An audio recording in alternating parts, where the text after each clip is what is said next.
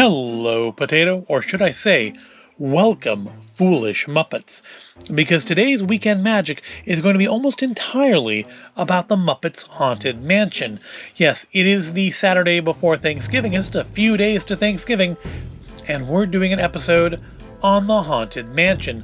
Almost entirely. There's one key to imagination key at the very end. If you're interested in that, you can skip ahead or stick around or do whatever. So I mentioned back when Muppets Haunted Mansion first was released on Disney Plus that they had released a series of Muppets Haunted Mansion items just for D23 members. They released some of it, I think, a few days before, and some of it like the Monday after. And it included a bunch of pins, like shirts. No toys, unfortunately. And we did buy a fair bit of it. And it's all reasonably small stuff, so I guess we'll just switch over to that small, zoomed-in view and begin looking at it. So to start out, let's look at the one Haunted Mansion item that's not actually Muppets Haunted Mansion. And that is this. And I'm honest, this is probably the thing I am most disappointed in, despite the fact I like what's in the center of it. I don't like the surroundings. So this was actually released 2 or 3 weeks ago. We got it in earlier this week, I believe, maybe last week. And it is a Haunted Mansion pin ornament. They released a whole series of these things. They had like a Space Mountain one and a Pirates of the Caribbean one. And yeah, this is one of those we got. And it's basically supposed to be a pin in a tree ornament, because that's why it's got this little ribbon on the top here. But this, honestly, I like the pin inside of it, but I'm disappointed in it overall for a number of reasons. First of all, the box is cardboard. I was expecting it to be like a tin.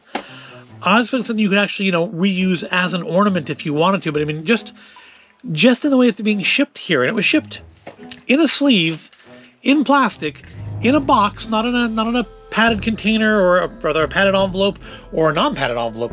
It was shipped properly, but I mean, still you can see little bits of wear on the edges here. And the other thing I don't like about it is you really can't see the pin without taking it out, and you can't take it out without breaking the seal. So yeah, that's just bad design all around. Now I've seen a couple of the other ones of these, and they look better. This is it's the one that I had to get, but it is maybe not the most impressive one as an ornament. Because the other problem is, unlike the other ones in this series, they put a graphic over the front of the pin so you can't even see it. I mean, it's a cute graphic of hitchhiking ghosts, but it's blocking the actual hitchhiking ghosts, which do appear to otherwise look like they're genuinely riding in a doom buggy. And you can like flip them around a little bit in here and sort of see the legs and feet on them. But I mean, the design is good. The execution just stinks though. It shouldn't have been in this like paper cardboard cheap container. This is not something you're going to want to hang on your tree year after year. I can't imagine what it would even look like stored with the other Halloween Christmas ornaments until next year. But one thing is it says it glows in the dark. So, of course, we do need to try that out. So let's kill some lights and give that a try. All right. Black light on. Well, the eyes in the background seem to react. I think it's working, but again, the graphic is kind of blocking it, but I think it's charging up. It looks like it's charging up. That's pretty cool. That actually, since I can't really see the graphic over it, that looks pretty neat. Is the camera picking that up well? Let's see if we can charge it back up a little bit more. I think the camera picks it up well when I'm shining the black light on it, but it does fade rather quickly. I mean, as these things tend to do. So I like the pin. Let's get some lights back on. I do like the pin in there. I just dislike the execution of the packaging. I dislike them trying to say this is an ornament. Just because you put the ribbon on it doesn't necessarily make it an ornament. And to me, it kind of feels like something I would expect to find like at Ross or TJ Maxx. This does not scream Disney quality to me. This screams like Disney licensed quality to me. I mean, it is official pin trading, so I'm guessing the back is a Mickey back. But overall, I mean, I like the pin. I like the idea. I just dislike the execution. So for the Muppet stuff, I'm going to go from, I think, smallest to largest, because honestly, I kind of think these get more impressive as they get larger. So we'll start out with this. This is a coin. Yes, you may remember that I like tokens and coins of this nature. I kind of collect them. I have my Dan Bell Dead Arcade one, or Dead Mall one. I like those Black Widow ones. I have like 6 of. And then this, of course, is, if you watch Muppets Haunted Mansion. I'm not speaking well today. Do bear with me. You'll remember this is from the ballroom song. This is the poker chip that flips through the air. It's on the screen for about 6 seconds. So naturally, they did make a full-on metal coin out of it. Comes in a nice little plastic protectable case, which comes open very easily. I'm trying to handle it by the edges. It's a very chunky coin. It feels like it might legitimately be like the same coin that they used for the Black Widow coins. I'm going to put it back now so I don't get my smudgy fingerprints on it. But I've got the skeleton of Gonzo on one side, so now we do know that Gonzo's nose actually does have bone in it. And I guess the exoskeleton of Pepe the Shrimp. And it does have writing on it. Let's see. Cash in your chips. We're not joking. Now's the time. You should be croaking. And this is Muppets Haunted Mansion down there in very small print. I'm sorry, the light's probably glaring off to something awful. But it's nice again. I love me my tokens and my coins. And now I've got my very own Muppets Haunted Mansion one. Let's look at the next 3 all together, because they do kind of go together. And they are some of the Muppets Haunted Mansion pins. These were $16.95 each, and they are from the stretching room. We have Mad Harry, because who else would you have standing on a thing of dynamite? We have Janice as Sarah Sally Slater. And we have 3 Muppets whose names I don't remember in the quicksand. They're all pigs. I want to say, I remember at some point seeing a picture somewhere of Piggy as Constance, but I don't remember if that was maybe something else, not a pin, or if we just missed out on that pin. That wasn't available when we ordered these. It was just the 3. And I don't know if they would do a Constance one just because, maybe it was in the show, maybe she was Constance in the show, but they actually had a Constance in the show who wasn't a Muppet. So I don't know why necessarily they would. But yeah, these are $16.95 each. They are, like I said, the stretching room. The very nice, if I don't think it picks it up or not, but the frames on these actually do stick out. They are a little bit 3-dimensional. So the frames actually are frames around the picture. They are official Mickey-backed pins. Weirdly, they indicate they are a Walt Disney Imagineering exclusive. I don't know what the significance of that is. I don't know if maybe there was some other plan for this originally, aside from just making them D23 items, but that's how they came out, as D23 exclusives. And then we got these ones. And they're all very, very nice. Here's Janice. And Mad Harry. The next pins we're going to look at individually. They're a little bigger. They're $19.95. And I feel they're more detailed. I mean, the stretching room pins are nice, but these ones, well, they're a little hit or miss, but they're all nice. I mean, they're nice. I like them all. And we'll start off with Madame Pagoda. Yes, Miss Piggy had a brief appearance in the show as Madame Pagoda with her severed head inside the crystal ball. And yep, so we have here is Piggy inside Madame Pagoda's ball. Got the little stand on it. Said it was $19.95. These pins were a lot bigger than I thought they would be. The stretching room pins are about the size I imagined. These I thought would be smaller. These are actually quite chunky. And as I always say, I don't know if the camera picks it up well or not, but I really like the effect they did with Piggy here. So over the Piggy pin, there is a layer of glass or plastic or something to give the thing a sense of depth. She's not just printed on the surface of this pin. She is actually under a thin layer of clear plastic, probably plastic, I'm sure it's plastic, not going to be glass necessarily. But it gives it a sense of depth. It gives it a sense that she's not she's not printed on it, she's in it. And I think that looks really nice. I'm really impressed with this one. And it's not my favorite of the three, but that's just because of the content. That's not really because of the I think it's technically the best one. It's just the maybe the character I'm least impressed with. But I'm impressed with the execution. I really think it looks nice.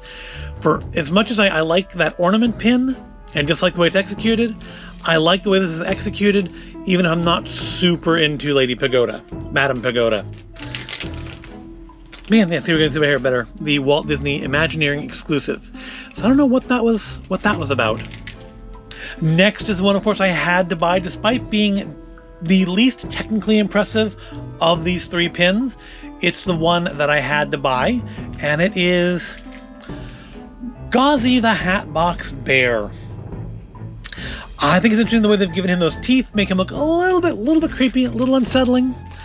But it is Fozzie as the Hatbox Ghost, holding the Hatbox. Now, I say it's least impressive technically because it is just a flat pin. There's nothing special about it. There's no depth like Lady Pagoda. There's no pin on pin like you will see in the next one we're going to look at. It is just technically the least impressive, but it is also Hatbox Ghost, and I do constantly complain about the lack of Hatbox Ghost stuff, so naturally I had to get this one. Even if I hadn't gotten any others, I still would have gotten this one. That said, I still do not want to see a Muppets Haunted Mansion overlay on the ride. I do not want to see Gauzy the Hatbox Bear in the ride, but I do like the pin, and I like the idea, even if, again, they could have, like, I don't know, some lenticular to make the head disappear and reappear, or had that be blank, put the head in the box to begin with. I don't know. It's just this pin feels a little lacking, but it is still Hatbox Ghost, and that's never going to be a bad thing.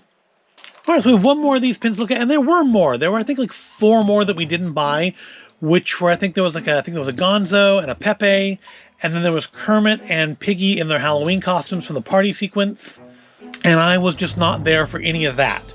I was there, however, for this. Also, to me, kind of one of the cutest parts of the show was Statler and Waldorf showing up in a doom buggy and them doing the pranky spirits have delayed our tour bit. I really liked that. I thought that was great.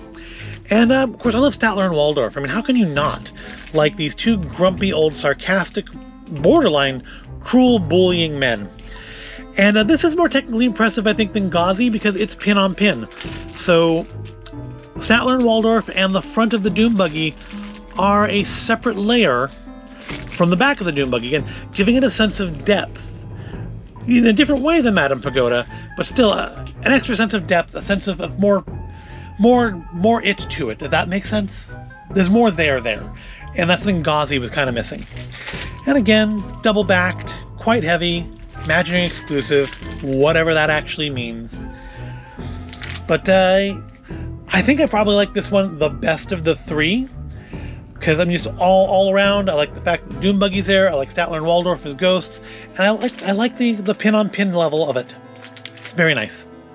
So we have one more Haunted Mansion item to look at, and it's the largest one. And while the rest of these I believe are all just limited release, this one was actually limited edition of 999. I guess there was not room for one more, and that is the Muppets Haunted Mansion box set of pins. And here we have more of the characters represented, including ones that didn't kind of get their own pins, at least not in their Haunted Mansion forms, like got Ghost Host Kermit there in the middle. And then we have Gauzy the Hatbox Ghost with his head in the box. We've got Gonzo with the floating candelabra. Beaker and Honeydew as the busts. Got Pepe there, just being Pepe. I can take or leave Pepe, to be honest. We've got Madame Pagoda, mid-seance, and that very cute little sheet ghost, who actually is kind of breaking the boundaries of his pin welcome. I guess most of them are breaking the boundaries of the pin one way or another, aren't they? So that's not actually that big of a feature.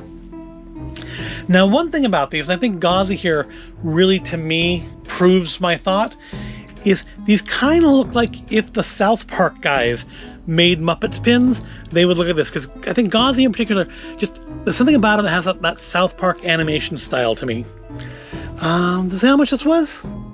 This was $54.95, and they are all Mickey pinbacks. They are actually pin trading pins. And sadly, like all these limited edition pin sets, they aren't individually numbered like, say, the dolls tend to be, which is a little disappointing. It'd be nice to know what number I got, but I don't suppose it's actually important. Is this in the back? I thought it said somewhere. Oh, it is. Yeah, limited edition 999. I was correct. My memory actually didn't fail me for once. But they're all fairly straightforward pins. They're pretty flat. I mean, there is a little bit of raisedness on the characters compared to the like kind of it's glittery, not like super sparkly glittery, but glittery purple backgrounds. It's a nice set. Again, the South Parkiness kind of is a little weird to me, but it's not a bad thing. I don't dislike it, and it's a very nice set. It is probably going to stay like safely tucked away because it's maybe not the most visually impressive of the lot, but it is probably the most collectible. And our last item today is going to be a key. I believe I mentioned it at the top of the video because it's Disney. You can't go a week without more keys. Indeed, this past week we just had the Marvel holiday key get released, or up for sale yesterday morning? I had seen some information online that had kind of indicated that the From Our Family to Yours key would also go up yesterday, and it didn't. It still says coming soon. So yeah, that didn't happen. But I did, of course, order the Marvel holiday one, and I received, because of course last week they did the Encanto and Eternals key.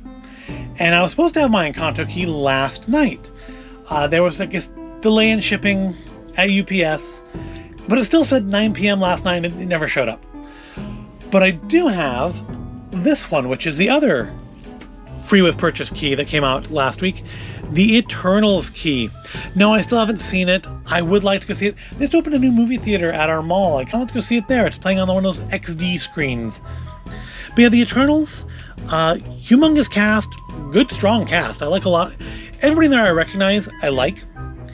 But the key itself is kind of nice. We have, like, I guess, like, supposed to be constellations here on the D and on the stem. Of course, it says Eternals, and has your standard Marvel teeth. Then it'll come kind of a night sky blue with gold and some interesting design work in the center there. It's another one of those collectible keys, and I've actually got, I think, another one or two of these coming, because while the Encanto key sold out online, the Eternals key remained up there, available if you put the Eternals code in. So I think I have at least one, if not two more orders that should have Eternals keys in them. So I guess I'll have some traders. I don't know. But I mean, it's kind of like with the Black Widow key. If the code still works and you're still giving them away, why would I not take them? And that's going to be everything for this week. Just in time for Thanksgiving, a whole bunch of Muppets Haunted Mansion stuff. To be fair,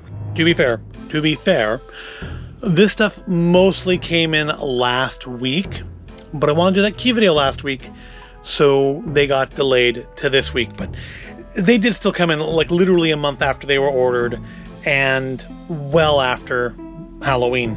Then normally that would bring us to what got me through this week, but you know what, this was just a long week, and it was just sheer bloody mindedness that got me through it. I got nothing to really say what got me through it, so we'll just end the video here. I hope you found this at all interesting or entertaining. If you did, please give the video a like, make sure you are subscribed to the channel, and I will see you in the next video.